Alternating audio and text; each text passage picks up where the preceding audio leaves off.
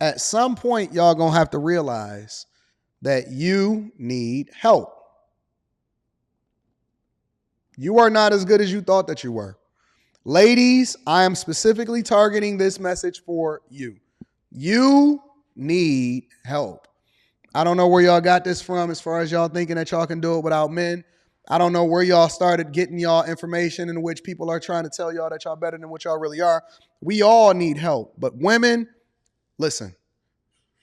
And I'm inspired to tell you this because I read some data and some statistics today that really, really bothered me. It bothered me to my core. Did you know what it said? It said that the majority of the people that's being evicted in Atlanta and Arizona and Philadelphia and New York are women. That they are getting the majority of the debt. They are the ones that are applying for student loan forgiveness the most because they hold the most debt. I talk to guys on a regular basis in which they say, Anton, this woman is awesome. She's beautiful. She's submissive. She's gorgeous. She has the right attitude. I want to marry her. And then I have to break his heart. You know why I break his heart? Because he then gives me some additional information and some context that he didn't want to share. I said, okay, what are we missing here? And I already know what I'm going to ask him. I say, what are we missing here? And he said, what do you mean? I said, what are we missing? You telling me all of the good, but you ain't telling me none of the bad. Oh, she don't really have no flaws. She don't really have no issues. So what does she do for a living? He tells me. What does she make? He tells me. Usually it's somewhere around $50,000 a year. Well, what is her student loan debt? That's when he get quiet, put his head down. 130,000, 140,000, 80,000. I seen one guy, he told me, he said 200,000 plus. I said, wait a minute. I've been coaching you for all of this time, big dog. And we've been hammering, hitting home, beating up on this student loan debt, so on and so forth, and all of this stuff. He said, yeah. And I said, you've been telling me that you've been having problems with your girl because she's been wanting you to go out and you've had to change up your habits. Have you been communicating how important it is for you to pay off the student loan debt so that you can take care of your business? He said, yeah, it's been some pushback, but she's still here. I said, okay, cool. I got you. I said, so what has she been doing throughout this time as far as leveraging the information that I've been sharing with you on how you should get rid of this and how you should move this? Has she been lockstep and doing the same thing for herself? Nah. Well, what you gonna do when y'all get married? She said she wanna be a stay-at-home wife. You do know that student loan debt don't go away though, right? The minute that you marry her, that becomes your debt. He said, ooh. I said, yeah.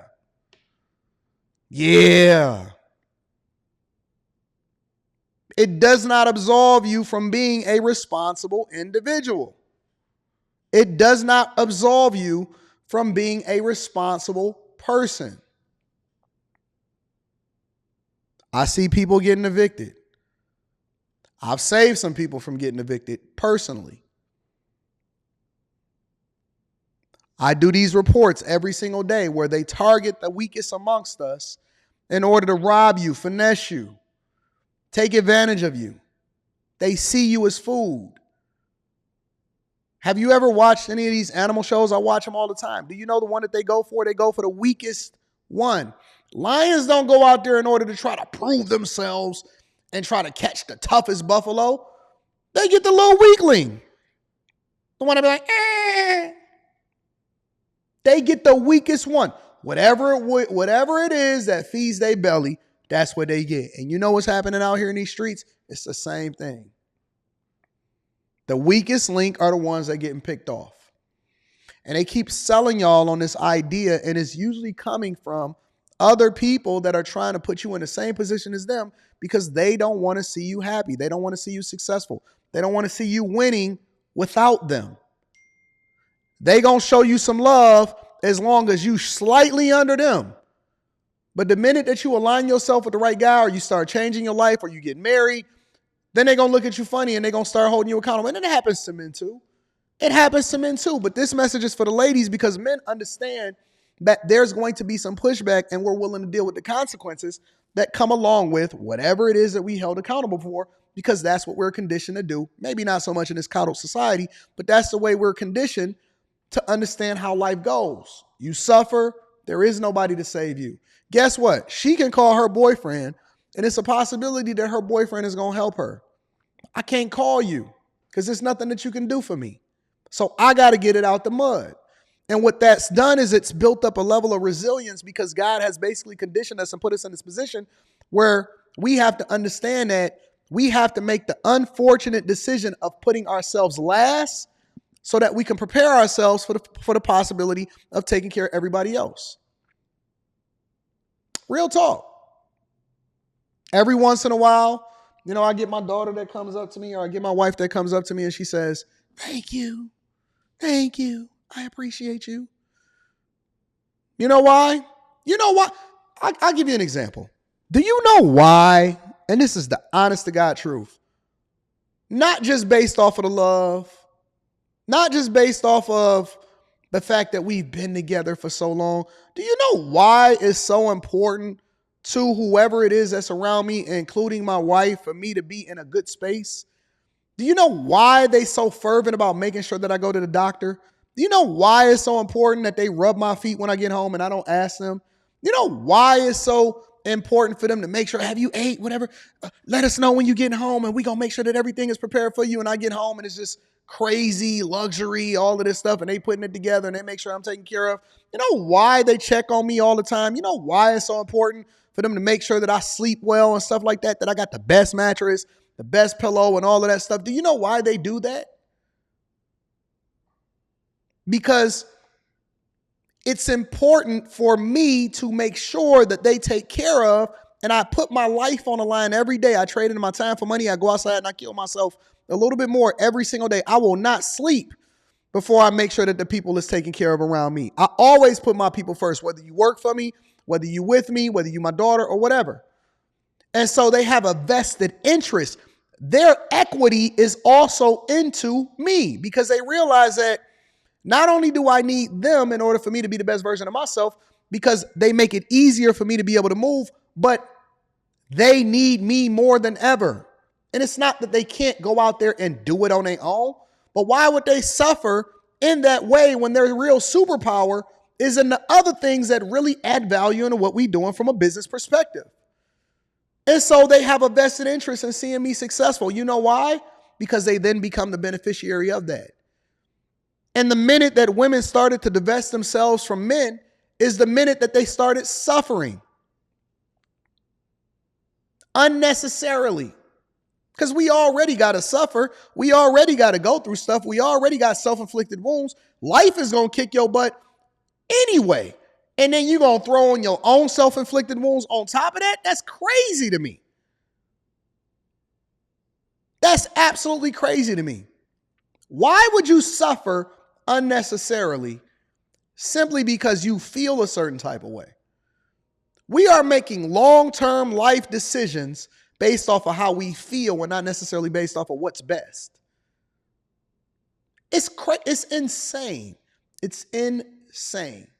Now, I'm not telling you to go out here and go and just pick a guy or just crash out or anything like that. I'm telling you that you need to be looking at every single thing from a business perspective. In the same way that you look at your job from a business perspective. In the same way that you look at how it is that you move in every single day and you make an informed decision based off of what the long-term results are, we need to be doing that in every aspect of our life.